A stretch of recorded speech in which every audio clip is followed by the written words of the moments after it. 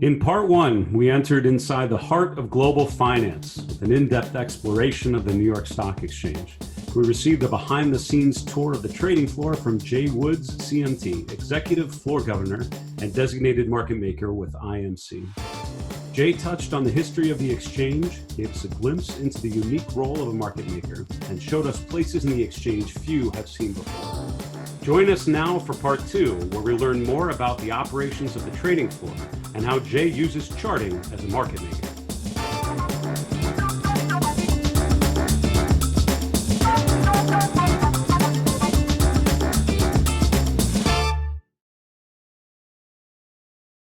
So Jay, we got some charts on the screen behind you, and I think that a lot of the viewers at home probably don't know how technical analysis and charting really factors into your role here and what you do. Every morning I get on the floor around 7:30. Okay. And what am I doing? I'm researching news in my stocks, finding out what's moving in the market, upgrades, downgrades, but most importantly, I'm looking at the charts. I need a game plan because at 9:30 it's go time. Right. And if I'm not ready and I don't have an idea where stock's been trading, how it's been moving, how it closed the day before, I'm not prepared. And how do I game plan? The first thing I do is look up a chart. I think the first thing anyone does when you hear someone on TV, let's look at Apple today, and then you see a chart in the background. Well, that tells you the story. Yeah. And I need to know what the story is, and I'm not allowed to go into specifics about the stocks that I trade or their charts or my feelings on those. But, if I don't know levels of support and resistance right out of the gate, I'm lost. I have to be ready for any turn, and as you guys know, this market can move very quickly. Absolutely. One tweet and your game plan that I had at 9:30 is upside down at 9:31. And it may be a sad way to live, but I always think, what's the worst thing that can happen when I get into a trade and have an exit strategy planned? Obviously if I buy something, it goes up, I make money, that's the plan, that's great, but what happens if it goes wrong? Sure. What is my game plan? This is kind of cliche, but four things can happen when you enter a trade. You can make a little bit of money, which is a good thing. You make a lot of money, which is a great thing.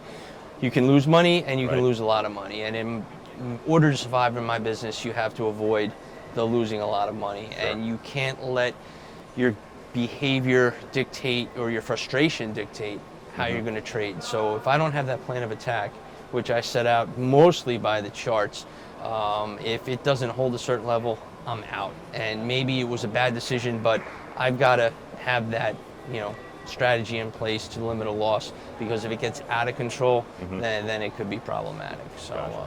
So we were talking about how you think about charting, how it fits into your process. Can you talk a little bit about the long term versus the short term? So you're very focused granularly on what's moving tick to tick during the day, but how do you think about the bigger picture? How do you think about longer term charts? How does that relate to the short term? It's funny because what I do long term to me could be 10 minutes, 15 minutes. That's true. But you have to look at, like anyone looking at charts, know your time horizon, know your time frame. I like to look at the 1 year charts first to give me a broad scope of what's been going on in the stock. Right. Good levels of support, resistance, trend lines, and then bring it closer.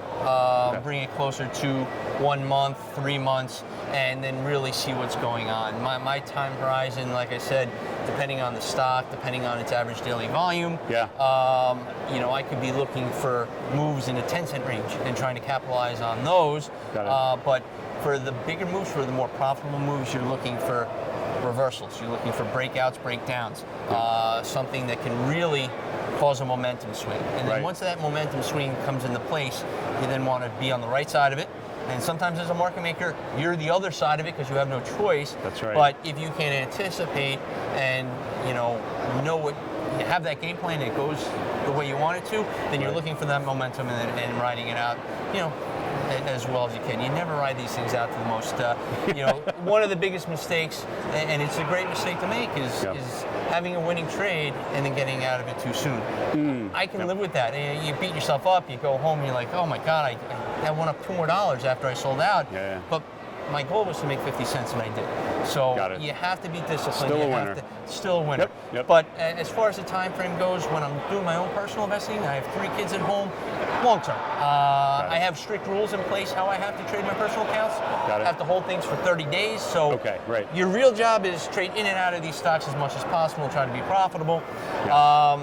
it does not apply to how I look at the overall market from a personal point of view. For Mom, who you watch Mom's portfolio, that's the most important, and my only customer, if you will.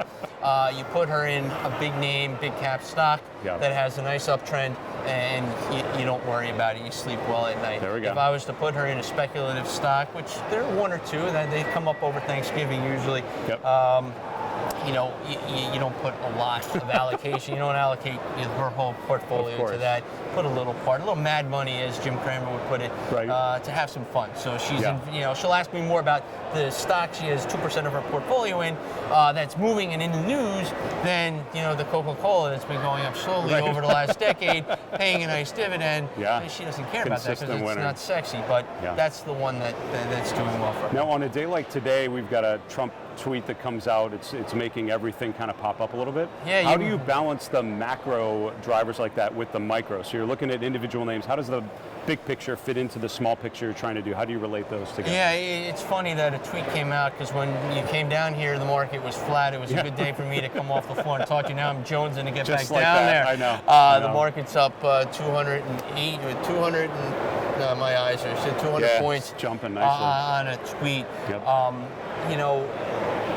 One, for me, I have to know how a specific tweet's going to affect my individual stock. So I have to focus on the stocks in front of me. Yep. From a macro point of view, I know 28,000's been resistance, or give or take. Yeah. I know if we can bust above there and stay above there, it's very bullish. I mean, we're making all-time highs. Yep. These, in my studies, these are bullish characteristics, not bearish. And you want to think, okay, what does this mean if we can rally here, continue that leg up, close above this level, going into year end? These are positive things. So, I'm anxious to get back on the floor and dig a little deeper into what this tweet was and what's going on. But from the macro point of view, you try not to get caught up in the headlines. I know what the charts tell me, and I know what the prices I'm looking at. And if it breaks above that price, say 28,000, give or take 100 points, and we close above it, and hopefully there's a little volume behind it.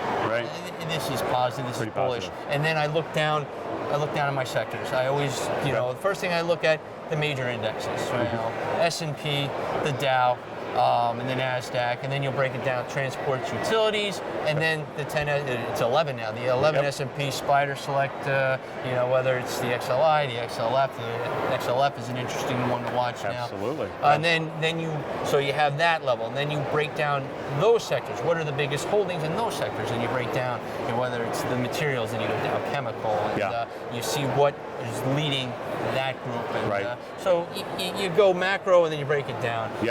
So that's how I like to do. That's the process. Now here we have a beautiful bird's eye view of the floor and what's actually happening. Can you talk us through just the anatomy of how a trade actually plays out? Where does your role fit into? Who else is on the floor? And how does it kind of work? You came on a good day. There's an IPO today, so that would be the first trade, the first trade of this company ever, and so that gets priced by the banking team.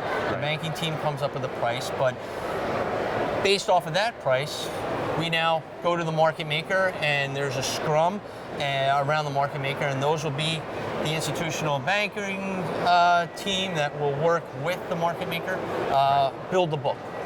Buy orders, sell orders at various limits until we narrow that scope. So we take our time, we price that out. Then, as a market maker, I get to yell at people on this day. It's fantastic. It's like old school. You'll get the brokers from the different firms representing their customers, and I give them live updates as to where we're looking, and we give them a price range. And as we get closer to, we don't give them it's looking at the exact price, even though I may have an idea what that could be. We give them a vague range, and then we tighten that range, and we slowly do it over time, so everyone can kind of gear their desks, gear their customers as to where we're looking, and then as we're getting closer to that pricing range, I put a little pressure on them to get their best bids, their best offers out. And we, with the banking team, with my team around me, we find that sweet spot, if you will. It's more of an art. It's an art. I hate that term, but it is. In this case, it is, because you want to price it right, because as a market maker, we get judged on where we can get the supply and demand, get everyone on the same page, how we communicate that information to them. And then once we had done and we opened it at a certain price, how does it trade afterwards? Right. Did we open it at a good price, or did it get too volatile? Did it go, sell off quickly? Yeah. And your goal is to have it be pretty close to where you set the opening price. Yeah, you want some volume, you want some volatility, obviously, but you want to keep it as close to that price or trend nicely from that price. Okay. What you don't want to see are erratic spikes, movement. erratic Right. movements. Okay. And with technology, you will get that. Yep. You'll see quick movements from time to time, usually first 15 minutes of the day while people are playing with their orders. Yeah. But on an IPO first day trade, you won't see too much movement after you finally price it out, because you take time. It could be an hour, 2 hours, depending on how things are going on the floor.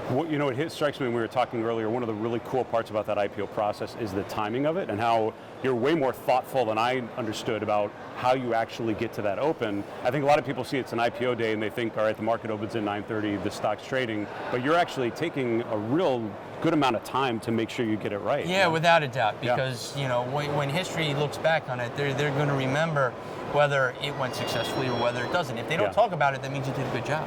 Right. If it's in the news, that means, wait a second, something happened. Right. So the less they talk about us after the stock is open, the more we can stay in the shadows, the better it is for us, the better it is for our listed companies. Right.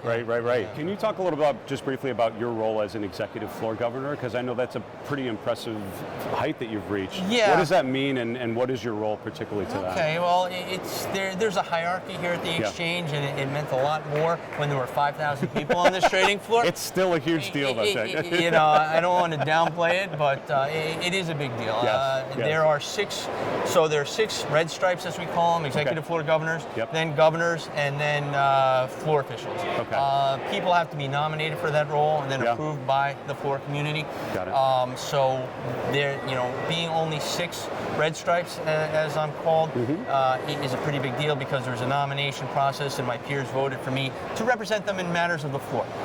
What does that mean? It's changed over time.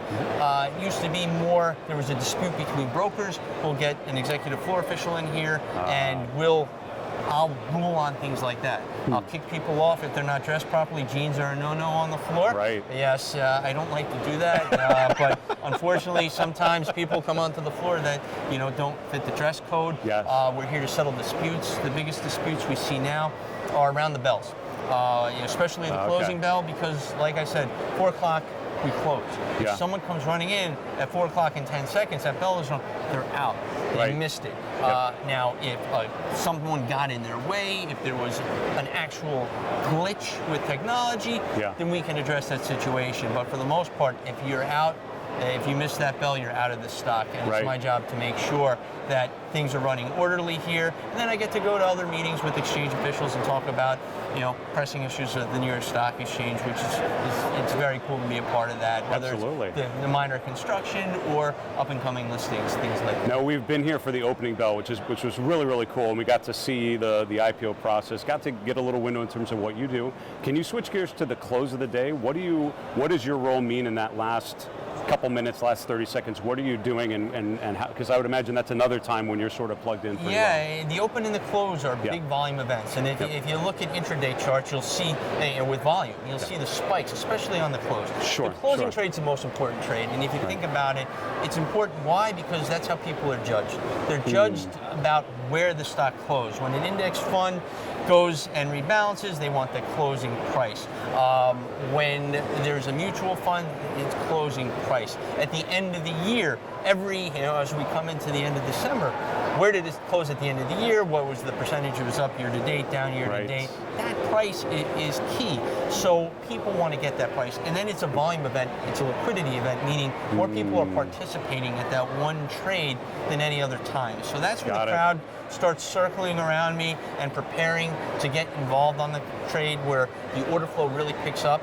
You see buy orders at certain levels, sell orders at others, and just like an opening, you're pricing it.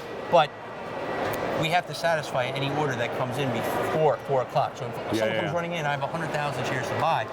My job as a market maker is make that market, be the other side of that trade. And we will have to price that buyer, that seller, and make sure that we're doing it in a fair way, and keep it as orderly as possible. So that's where it can be stressful when you get that stray order, that rogue order that can really move things at the end of the day. It doesn't happen too often, but mentally you're prepared for it every single day because you don't know what's lurking in the shadow. Right.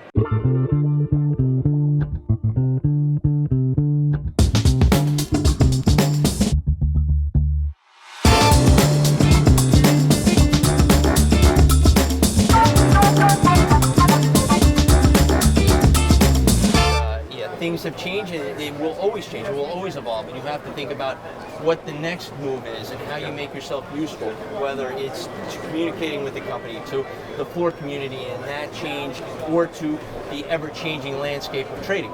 And we see it in our industry all the time. Right. All the new indicators that come along, anything that can Always give you a something new. little bit of an edge. The way trading has changed. Behavior used to be a big thing for us because I'd see the faces and I could, hear the buzz in this room. You're in touch with that. Now the buzz isn't Right. really there. The market will be up or down 300 points, and you don't get that sense from the noise you hear. So you have to figure out a different way of what's moving and what's driving, and and that kind of goes back to VWAP, which is big, and then the curveball tweet, as we were talking about earlier. So, there's always going to be something new, and you have to figure out what that's going to be, make yourself relevant to that, and hopefully excel with that next change. So I hope you enjoyed a pretty cool trip around the floor of the New York Stock Exchange. Conversation with Jay was just awesome. Epic.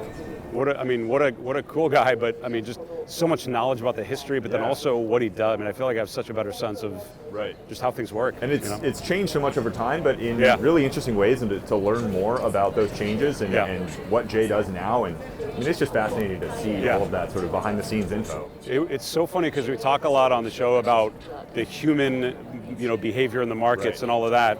And even in a time when the floor has evolved and there's so much technology, with that IPO we watch, it's still a very human, very interactive thing. They are, which is kind of cool. Yeah, and to see Jay, looking at charts and actually sharing that analysis with companies, it's fascinating. It's pretty good really stuff. Fascinating. So more to come. We have, I think, tentatively been invited back, so we'll hope to be back on the floor 2. visiting for phase 2 of this discussion. But a really cool trip here in New York, which we'll look forward to sharing more with you guys soon. So long from New York. Take care.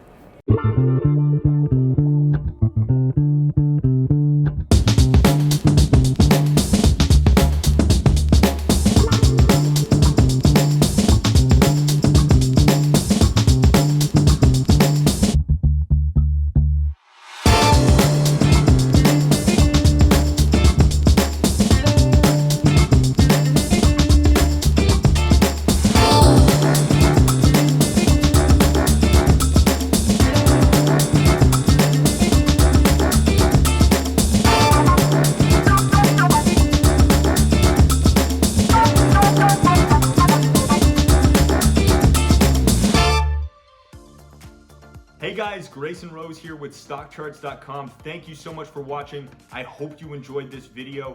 Remember, if you did, give us a like down below, leave us a comment. We'd love to hear from you. And most importantly, don't forget to subscribe to our YouTube channel for daily content from an incredible collection of technical analysts and financial minds. We'll see you back here very soon. Happy charting, my friends.